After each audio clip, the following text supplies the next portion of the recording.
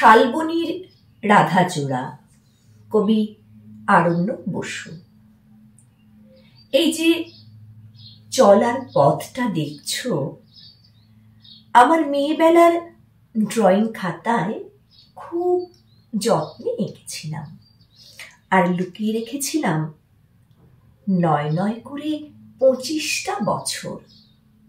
জানতাম একদিন আসবে তুমি আমার জীবনে, তখন আগুল খুলে ভেসে যাব সেই পথ দিয়ে।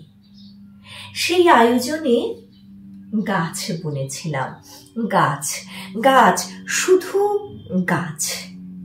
বাড়ি বাড়ি স্বপ্নরা স্বপ্নেই বেড়ে চলে। শিশু, খয়ে, অর্জুন, আমলকি, বট, হিজল, অশ্বত্থ, কত রকম সবুজ, কত রকম পাখি, উল্লাস, উচ্ছ্বাস, উপকথা।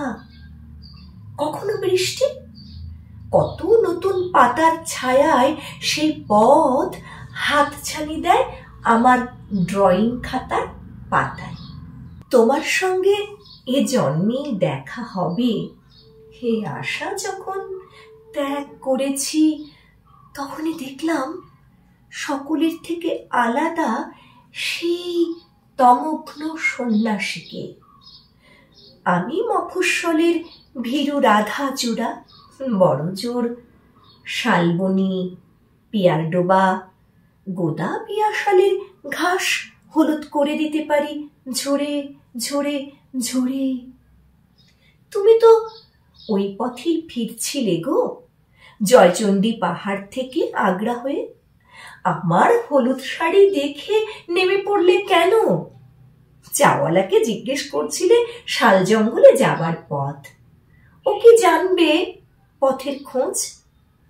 তার খবর তো আমার ড্রয়িং খাতায়। সেটা দেখাতেই তোমার পিঠের ওপর বড্ড বেশি ঝুঁকেছিলাম। আমার ছোঁয়ায় ঘোর লাগলো তোমার চোখে।